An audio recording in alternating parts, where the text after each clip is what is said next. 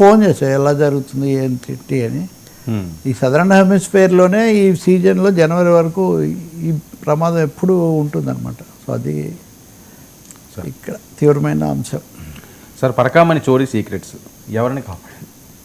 చాలా తీవ్రమైన విషయం అండి. నిన్న బీజేపీ అధ్యక్షుడు రామచంద్రరావుతో సహా తెలంగాణ అధ్యక్షుడు గతంలో ఈఓగా పనిచేసిన మాజీ చీఫ్ సెక్రటరీ ఎల్వి సుబ్రహ్మణ్యం, మాజీ సిబిఐ మాజీ జేడీ లక్ష్మణ, వీళ్ళందరూ కలిసి ఒక మీడియా గోష్ఠి ప్రైవేట్ హోటల్లో నడిపారు. దాంట్లో 2-3 విషయాలు వచ్చాయి. ఒకటి, ఆ రవికుమార్ అనే అతను 76,000 రూపాయలు చోరీ చేసింది ఎప్పుడు 2023 ఏప్రిల్లో చేస్తే 2025 సెప్టెంబరు లేదా ఆగస్టులో ఇది చర్చనీయాంశము వివాదము అయింది. మరి చాలా కాలం ఈ మధ్యలో గడిచింది. ఇది కూడా ఈ ఫుటేజ్ కూడా ఎలా వచ్చింది, ఎందుకు వచ్చింది అనే ప్రశ్నలు ఒకటైతే, కానీ అసలు ఇంతకాలం అతను ఎలా కొనసాగాడు? 20 ఏళ్ళ నుంచి దాదాపు. తర్వాత దీని మీద వైసీపీ టీడీపీ మామూలుగా వాళ్ళు అనుకుంటున్నారు. ఇక్కడ బీజేపీ ఎంటర్ అయింది. ఇప్పుడు బీజేపీ కూడా ఏదో ఒక విధంగా బీజేపీ రూపంలో కాకపోయినా హిందూ ధార్మిక సంస్థలకు కొండ మీద జరిగే వాటికి కూడా బాగా సంబంధాలు అయితే అవి ఉన్నాయి. అది కాకుండా ఈ రవికుమార్ అనే అతను ప్రభుత్వ ఉద్యోగి కాదు. ఆ మాట ఎల్వి సుబ్రహ్మణ్యం స్పష్టంగా చెప్తున్నారు. ఆయన ప్రభుత్వ ఉద్యోగి కాదు కాబట్టి ఆయన కోర్టు కిందకి రారు. ఆయన ఒక మఠం తరఫున వస్తున్నారు. అంటే బయటి నుంచి ఒక మఠం తరఫున వచ్చే ఒక వ్యక్తి ఇంత భారీ వ్యవహారానికి చొరబడితే ఆయన అంటున్నది ఏంటంటే, మనం ఇటువంటి విషయాల్లో ఎందుకు పంపించారు, వాళ్ళకి ఏమైనా సంబంధం ఉందా లేదా అడగకూడదు అంటున్నా. అడగాలి అని నేను అంటున్నా. మీ గతంలో కూడా నేను చెప్పాను. ఒక వేరే బయట నుంచి స్వచ్ఛందమైన పేరుతోనో ఆధ్యాత్మికత పేరుతోనో ఎవరినైనా ఒకటి పంపించిన వ్యక్తి ఇంత భారీ వ్యవహారం చేస్తే, ఇప్పుడు అయిన తర్వాత అతను 14 కోట్ల విలువైన ఆస్తులు హుండీలో వేశారు. వాటి మార్కెట్ విలువ 40 కోట్లని ఈయన అక్కడ అంటున్నారు దీనికి. కాబట్టి అసలు ఏం జరిగింది? జేడీ లక్ష్మణ్ చెప్పేది ఏంటి, చిన్న ఇది పెట్టారు, దాని మీద చౌర్యం వరకే పెట్టారు, కానీ అది క్రిమినల్ బ్రీచ్ ఆఫ్ ట్రస్ట్, ద్రోహం లాంటిదని. కాకపోతే ఈ ద్రోహం ఎవరికి అనే విషయంలోనే నేను తేడా వస్తుంది. నిన్న మాట్లాడిన మిత్రులందరూ, భానుప్రకాష్ రెడ్డి కూడా ఉన్నట్టున్నారు, టీటీడీ బోర్డు సభ్యుడు.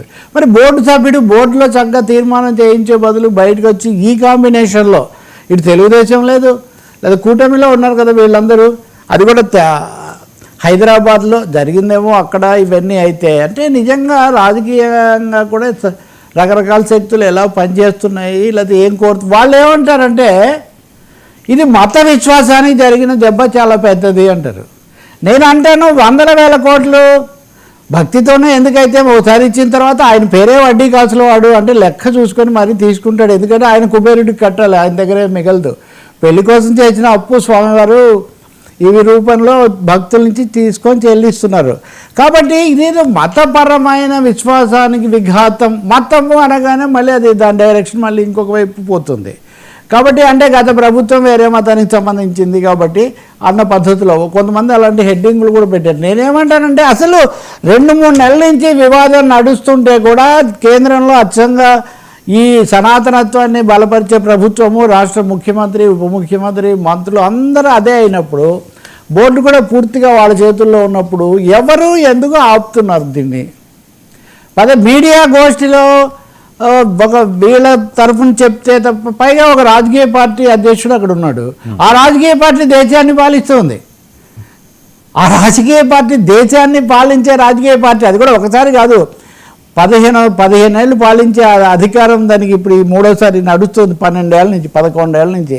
మరి ఏం జరుగుతుంది వర్మ గారు దీని మీద? ఎందుకు నిజమైన అంటే ఇప్పటికి కూడా మీరు ఎవరిని కాపాడుతున్నారు? ఇది నా ప్రశ్న.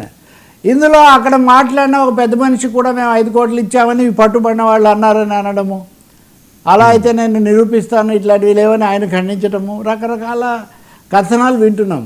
ఇప్పుడు పోనీ మీడియాలో చూద్దామంటే మీడియాలో కూడా ఒక సెక్షన్ అచ్చంగా అక్కడ ప్రత్యక్ష సంబంధమే.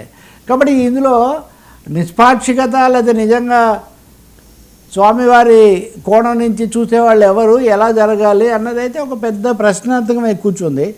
సెక్షన్స్ కూడా ఎఫ్ఐఆర్లు కూడా తప్పులు పెట్టారు, తక్కువ చేసి పెట్టారు. ఆ తర్వాత దీన్ని లోక్ అదాలత్లో ఎందుకు పరిష్కారం చేశారు? ఆస్తులు అనేవి తీసుకునేటప్పుడు ఎవరైనా ఇప్పుడు దానికి ఎవరైనా 70,000 రూపాయల దొంగతనంలో పట్టుబడిన వాడు 14 కోట్ల విలువైన ఆస్తులు సమర్పిస్తాడా? 14 కోట్ల విలువైన స్థిరాస్తులు ఒక వ్యక్తి సమర్పించాడంటే ఆ ఆస్తులు సమకూర్చుకోవడం ఒక రోజులో జరగదు కదా, ఖచ్చితంగా అది 2-3 ఏళ్లలో జరగదు, ఒక దీర్ఘకాలంలో జరుగుతూ వచ్చి ఉండాలి. కాబట్టి కొండ మీద డొంక కదిలించడం అన్నది అవసరమే. కొండ మీద దొంగలు ఎవరు తేల్చాలి అంటే అదేదో ఒక రాజకీయ కోణమో ఒక మత కోణమో, ఏ మతమైనా దొంగే కదా. అన్ని మత గ్రంథాలు దొంగతనమో అపచారం అనే చెప్తాయి. కాబట్టి ఇంక దానికి చేయాల్సిన అవసరం ఉంది. నిన్న దీన్ని కూడా ఎవరెంత దీనితో పాల్గొన్నారు, ఎవరెంత ప్రొజెక్ట్ చేస్తున్నారు అని మనం కనుక చూస్తే మళ్ళీ అందులో తరతమ తేడాలు కనిపిస్తున్నాయి. కాబట్టి పరకామణి చోరీ సీక్రెట్స్ ఏంటి, దాని వెనక కూడా సీక్రెట్ ఫోర్సెస్ ఎవరు, మూడవది కేంద్రంలో రాష్ట్రంలో అధికారంలో ఉన్నవాళ్ళు దాని మీద సాఫీగా స్ట్రైట్ అవే చర్య తీసుకోకుండా ఈ రాజకీయమైన ముందు వెనుకలు ఎందుకు జరుగుతున్నాయి? న్యాయ విచారణ లాంటిది అన్నారు, మళ్ళీ న్యాయ విచారణ అనలో మళ్ళీ something like a judicial enquiry, న్యాయ విచారణ లాంటిది జరపాలి అని. న్యాయ విచారణ జరిపితే ఏం చేస్తారు నా ప్రశ్న. న్యాయ విచారణ జరిగితే ఎవరు చేశారు, అప్పుడు బాధ్యులు ఎవరు, లేకపోతే ఎవరిని వదిలేశారు, సెక్షన్లు రైటా తప్ప ఇట్లాంటి ప్రశ్నలు ఇస్తారు.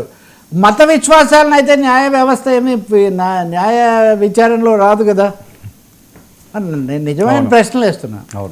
ఇది నా తరఫున కాదు, ఇంకొక తరఫున కాదు, అఖిలాండ కోటి బ్రహ్మాండ నాయకుడు అంటారు కదా, భక్తులందరికీ కలిగే సందేహాలు నేను చెప్తున్నాను. న్యాయ విచారణ అన్నది వేస్తే కనుక అది క్రిమినల్ ఆస్పెక్ట్స్ లేకపోతే అడ్మినిస్ట్రేటివ్ ఆస్పెక్ట్స్ చూస్తుంది, పొలిటికల్ ఆస్పెక్ట్స్ కూడా చూడదు. న్యాయ విచారణలో భూమన కరుణాకర్ రెడ్డి వైసీపీకి సంబంధించిన ఆయన ఉన్నాడా, లేకపోతే ఇప్పుడు నాయుడు గారు తెలుగుదేశం ప్రభుత్వం కూటమి ప్రభుత్వం వచ్చాక నియమించారా, లేదా మధ్యలో వచ్చిన సుధాకర్ ఆయనదేంటి, ఇటువంటివన్నీ వైవి సుబ్బారెడ్డి ఏంటి, ఇవన్నీ అనవసరం. కాబట్టి ఇక్కడ లోగుట్టు పెరుమాళ్ గారు కానీ సామెత, పెరుమాళ్ళు అంటే విష్ణువే కదా తమిళలో. ఇప్పుడు ఆ పెరుమాళ్ళ దగ్గర జరిగిన దీని సంగతే తేలటం లేదు. ఇంతమంది ఒక ఐఏఎస్ ఒక ఐపీఎస్ అందులో ఒక ఆయన. ఇక్కడ ఇంకో సమస్య కూడా ఉంది, అక్కడ పనిచేసిన వాళ్ళే వచ్చి మళ్ళీ మాట్లాడటం అంటే వాళ్ళకి ఇంకా ఎక్కువ విషయాలు తెలిసి ఉండాలి కదా. ఇప్పుడు మన ఈయన కూడా రంగరాజన్ గారు కూడా దాంట్లో పాల్గొన్నారు, చిలుకూరు బాలాజీ. కాబట్టి అక్కడి నుంచి ఇక్కడి వరకు భక్తులను కదిలిస్తున్న ఈ ఉదంతంలో ఎవరెవరు పాక్షిక ప్రయోజనాలకు, మత రాజకీయాలకు, ఆధిపత్యాలకు అతీతంగా దీన్ని విచారణ జరపాలి. అది బహుశా నేను అనుకోవడం ఏ అత్యున్నత న్యాయస్థానం లాంటి దీంట్లో జోక్యం చేసుకోగలిగితే చాలా చాలా బాగుంటుంది. అప్పుడు ఈ సమస్య కొంతన్నా పరిష్కారం అవుతుంది. ఇప్పుడు అది జరుగుతుండగానే యాదగిరి గుట్ట గురించి కూడా తెలంగాణ పత్రికల్లో వార్తలు కనిపిస్తున్నాయి. సో చాలా దుర్గా గుడి గురించి కూడా కొంతకాలం కిందట ఇవి వచ్చాయి. సో అసలు ఇవన్నీ జరగకూడదంటే ఈ ఆలయాలు మొత్తంగా స్వాములకి మఠాలకు అప్పగించాలి అని కదా డిమాండ్. ప్రత్యేకించి దీని మీద విజయవాడలో ఒక సభ పెట్టారు, జాగరణ ఏదో. మఠాల నుంచి వచ్చిన ఆయనే కదా ఇది చేస్తున్నారు, మఠాలకు అప్పగిస్తే ఇంకేం జరుగుతుంది. కాబట్టి ఇక్కడ సమాధానం లేని ప్రశ్నలు చాలా ఉన్నాయి. మీరు అన్నట్టుగా లోగుట్టు పెరుమాళ్ గారు కాదు, దీని భావమేమి తిరుమలేశా అని అప్పుడెప్పుడు ఆయన రాసినట్టుగా దీని భావమేమి తిరుమలేశా అనే ప్రశ్నతో మనం ముగించాలి. ప్రభుత్వాలు, పాలక వ్యవస్థ, తిరుపతి పాలక వ్యవస్థ మౌనం వహించటం కూడా సముచితంగా లేదు. ఇది రాజకీయ వివాదం